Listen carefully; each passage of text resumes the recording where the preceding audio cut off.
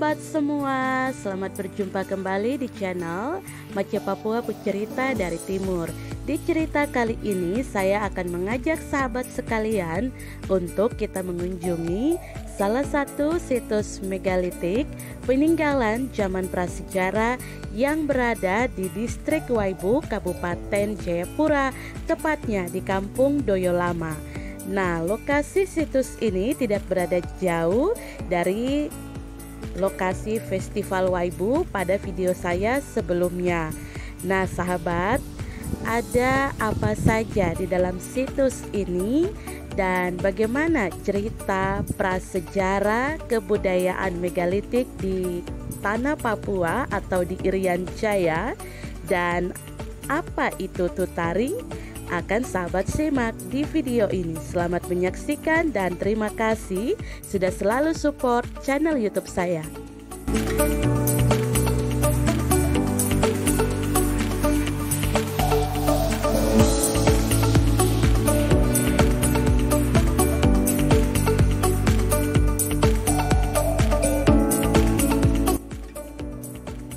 Untuk menuju ke situs ini banyak ditemui pohon kayu putih, batu-batu berwarna hitam, dan juga rumput ilalang yang memenuhi lokasi ini. Ketiganya menghiasi kiri dan kanan jalan, mulai dari pintu masuk hingga lokasi tertinggi dari situs ini. Walaupun begitu, ada jalan yang telah dibangun untuk memudahkan pengunjung menyusuri setiap bagian situs. Pada beberapa lokasi situs juga disediakan pondok tempat istirahat. Pondok-pondok tersebut berada di ketinggian dengan pemandangan hamparan Danau Sentani.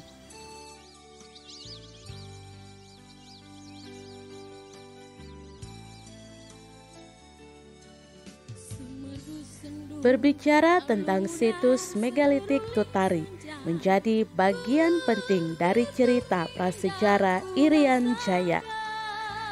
Dalam ilmu sejarah, seluruh waktu perkembangan kebudayaan umat manusia, yaitu saat terjadinya makhluk manusia kira-kira 800.000 tahun yang lalu hingga sekarang, dibagi ke dalam dua bagian: masa sebelum manusia mengenal huruf dan masa sesudah manusia mengenal huruf. Banyak kebudayaan lain di dunia baru mengenal tulisan sekitar rata-rata 100 tahun sebelum Masehi. Sedang sejumlah kebudayaan dari berbagai suku bangsa yang tersebar di muka bumi ini dan sebagian kebudayaan di Irian Jaya baru mengenal tulisan pada abad ke-20 ini. Suatu bangsa yang tidak mengenal huruf tentu tidak dapat menyatakan kejadian-kejadian di dalam kehidupan kebudayaan dan masyarakatnya dengan tulisan. Karena itu, mereka tidak dapat meninggalkan sumber-sumber tertulis.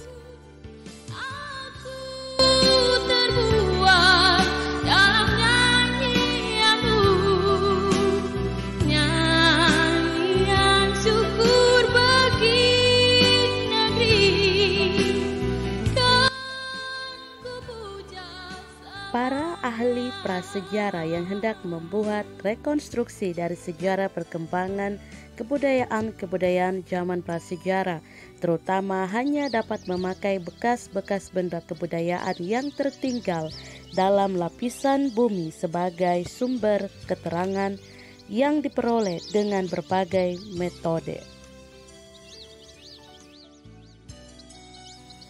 Seperti yang berada di situs megalitik Tutari ini yang menyimpan sejarah kebudayaan masyarakat di pinggir Danau Sentani pada masa prasejarah, tepatnya pada zaman Neolitik akhir, yang pada zaman itu manusia sudah mulai hidup bercocok tanam, berkelompok, menetap, dan tinggal bersama di dalam suatu kampung. Sejarah kebudayaannya terlihat dari peninggalan-peninggalan yang berada di situs megalitik Tutari. Batu-batu yang berada di situs megalitik Tutari di Kampung Doyo Lama ini merupakan batu-batu bergores yang memuat gambar-gambar yang garis luarnya berwarna putih. Gambar gores itu berupa gambar-gambar manusia, hewan, dan lambang.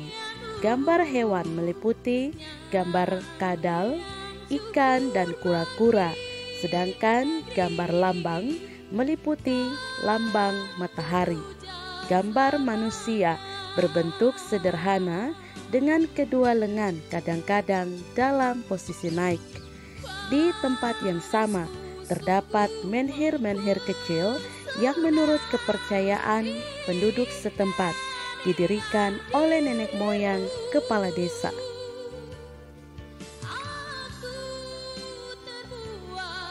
Teori Rosenfeld menyatakan bahwa Irian Jaya telah menerima pengaruh megalitik dari Asia Tenggara melalui dua jurusan. Pengaruh pertama datang dari barat melalui Kepulauan Indonesia sebelah selatan lewat Kepulauan Maluku menuju bagian barat Irian Jaya. Pengaruh kedua menyebar ke Mikronesia sebelum membelok ke arah barat menuju daerah Sepik di Papua Nugini melalui Filipina, Sulawesi Utara, dan Halmahera. Arus dari arah barat mempengaruhi daerah pantai selatan, barat, dan utara Irian Jaya sampai ke Sungai Membramo. Sedangkan arus dari arah Mikronesia mempengaruhi seluruh Irian Jaya dengan batas sebelah baratnya ditentukan di daerah Sentani. Orang-orang yang menyebarkan kebudayaan megalitik ini oleh para sarjana disebut dengan bermacam-macam istilah seperti orang Melanesia asli, Melanesia primitif, atau Proto-Polinesia, karena gaya kebudayaan itu juga menyebar dari Mikronesia ke arah timur, yaitu Polinesia. Orang-orang imigran ini tiba di Irian Jaya pada waktu pulau ini ditempati oleh orang Irian Jaya asli yang tingkat kebudayaannya lebih sederhana. Gunung-gunung, lembah-lembah yang penuh misteri, yang kupuja selalu keindahan alammu yang mempesona, sungaimu yang deras mengalirkan emas. Ya Tuhan, terima kasih. Iya, baik sahabat. Jadi ini saya sudah jalan setengah perjalanan tadi setelah dari batu besar yang ada gambar ikan. Saya naik ke atas, saya pikir saya sudah sampai di puncak dari situs megalitik Tutari ini. Tapi ternyata setelah saya sampai di atas tidak ada batu yang saya cari ya, menhir itu tidak ada di sini. Jadi saya akan terus melakukan perjalanan lagi menyusuri situs megalitik ini dengan jalan yang sudah disiapkan, jalan yang sudah dicor begitu, jadi tidak akan tersesat. Saya akan coba menyusuri lagi situs megalitik Tutari. Nah sahabat, jadi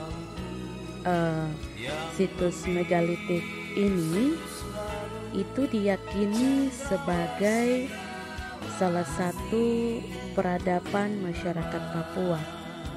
Dan dalam situs ini, dari beberapa informasi yang saya baca, itu terdapat lukisan atau simbol-simbol dalam batu yang berukuran besar maupun yang berukuran kecil, dan ada yang tadi ditaruh dalam pondok beratap ya, beratap seng seperti tadi yang saya tunjukkan ke sahabat.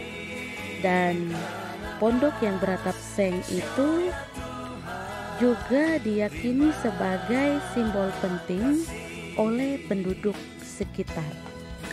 Simbol atau lukisan ini bermotif kura-kura, ikan, katak, dan kadal. Dan motif-motif ini juga dianggap sebagai tokoh adat.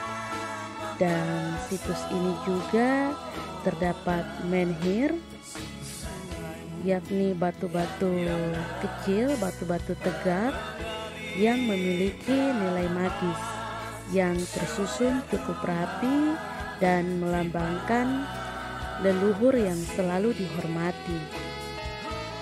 Dan batu menhir itulah yang saya mau tunjukkan ke sahabat semua.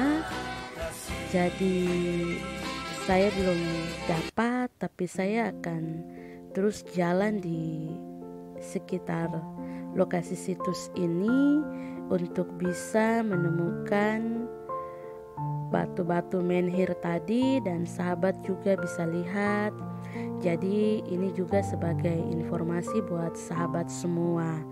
Nah sahabat, sampai di tengah perjalanan ini saya lihat ada pohon yang seperti tumbang begitu ya, atau mungkin ini memang dipalang ya, tapi saya akan coba cek dulu sahabat. Pohon ini tumbang sahabat, bukan dipalang lokasi ini ya, bahwa tidak bisa kita lewat. Ini pohon yang tumbang, tapi karena tidak dibersihkan jadinya dia seperti memalang di tengah jalan begitu. Tapi saya tidak akan melanggar, saya akan lewat dari samping saja, karena seperti yang tadi saya bilang ya, bahwa batu-batu di sini itu dipercayai memiliki nilai magis, sehingga saya tidak berani melanggar, saya lewat dari samping saja. Nah sahabat, ini terdapat banyak bongkahan batu, tapi juga ketika saya sampai di atas sini, saya mau tunjukkan ke sahabat, ini adalah pendopo ya, tempat istirahat begitu, untuk mungkin kalau kita jalan dan kita capek, kita mau duduk di situ, itu sudah disiapkan. Nah sambil kita duduk-duduk, kita bisa menikmati panorama Danau Sentani yang sangat indah. Dan perjalanan kita masih ke sana lagi sahabat, tapi saya tiba-tiba melihat satu pemandangan yang indah. Saya mau tunjukkan buat sahabat di sana. Itu adalah Bukit Teletabis atau Bukit Tungkuwiri. Dan lokasi situs ini dengan Bukit Teletabis itu sangat dekat sekali. Yang sudah tahu Bukit Teletabis, nah jangan lupa mampir juga ke situs Tutari ya. Nah dan di sana tadi yang saya tunjukkan merupakan lokasi dari Festival Waibu kemarin. Nah sahabat baik, saya akan lanjut lagi. Dan ini setelah sampai di tengah perjalanan sahabat, saya lihat ini ada dua jalur.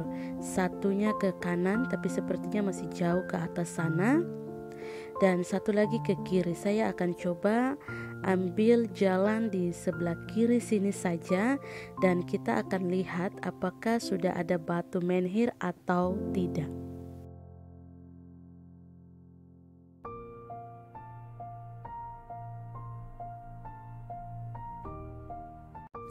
Iya sahabat, jadi saya kembali lagi ke bawah ya. Tadi saya dari atas itu, tapi ini tiba-tiba hujan rintik sudah turun dan guntur kilat tadi tiba-tiba menyambar, dan saya sangat kaget juga, saya sedikit takut begitu karena tadinya cuaca di sini bagus, tiba-tiba cuaca mendung dan hujan sudah mulai turun. Jadi saya akan berjalan lebih cepat lagi, saya akan turun kembali ke lokasi tadi saya naik sahabat. Jadi saya minta maaf sekali di video kali ini, saya tadi mau menunjukkan batu-batu menhir di atas sana, tapi saya sampai di perjalanan ini pun belum menemukan batu-batu menhir maupun batu-batu yang berbentuk manusia ya, yang menurut informasi yang saya baca seperti itu. Tapi tadi waktu saya naik dari bawah sana tidak ada semacam dena atau mungkin lokasi begitu toh ditempel di bawah supaya kita bisa lihat. Tapi dulu katanya ada disiapkan di bawah tadi yang di awal video, tapi mungkin karena tidak ada penjagaan, jadi hari ini saya tidak bisa tanya-tanya kepada siapa-siapa untuk bisa naik ke atas sana, itu bagaimana caranya, terus harus lewat yang mana begitu. Nah, sementara cuaca sudah hujan, jadi saya tidak bisa melanjutkan perjalanan sahabat. Tapi saya akan memberikan informasi buat sahabat terkait dengan situs Tutari ini. Jadi sahabat, inilah kondisi cuaca di situs megalitik Tutari ini. Awan gelap sekali sudah berada di atas dan hujan sudah rintik-rintik, terus juga guntur kilat. Jadi saya minta maaf sahabat, saya tidak bisa melanjutkan perjalanan saya untuk sampai di puncak dari situs megalitik Tutari ini. Dan menurut informasi yang saya dapat juga bahwa lokasi ini terdiri dari 6 klaster begitu. Dan tadi saya tidak tahu saya ada di klaster keberapa. Dan di atas sana itu sahabat, itu adalah batu-batu yang berada di situs megalitik ini. Berarti memang lokasi ini sangat luas sekali. Jadi di atas sana ya mungkin itulah klaster ke-6, tempat di mana menhir itu berada. Tapi tadi saya berada di tengah perjalanan, saya belum sampai di puncak dari situs ini. Tiba-tiba cuaca sudah turun hujan dan saya tidak memakai pakaian hujan, saya tidak pakai peralatan yang memadai untuk saya bisa naik sampai di puncak dari situs Tutari ini. Jadi saya minta maaf sahabat, saya tidak bisa melanjutkan perjalanan, dan mungkin di video saya selanjutnya saya akan coba explore lebih lagi tentang situs megalitik Tutari ini. Jadi di situs megalitik Tutari ini lokasinya sangat luas dan berada di 30-300 mdpl. Lokasi di atas sana merupakan tempat dari menhir yang tadi saya mau tunjukkan ke sahabat, tapi kita tidak bisa melanjutkan perjalanan. Tapi di next video saya akan tunjukkan buat sahabat semua. Sahabat, seperti janji saya tadi, saya akan memberikan informasi nama Tutari. Jadi dari artikel yang saya baca di indonesia.go.id, kepemilikan awal situs Tutari ini itu berasal dari suku Tutari, yang berdasarkan penuturan para tokoh masyarakat di Doyo Lama, suku Tutari itu pernah ada sekitar 6.000 tahun lampau di sebuah perkampungan bernama Tutari Yoku Tamayoku. Namun mereka akhirnya punah ketika terlibat perang antar suku untuk memperebutkan wilayah dengan Ebe, suku yang berasal dari Pulau Yonokom atau Yonahang. Suku Ebe membumi hanguskan seluruh isi dan masyarakat Tutari hingga nyaris tidak menyisakan apapun kecuali tempat pemujaan berbentuk bongkahan batu dan menhir.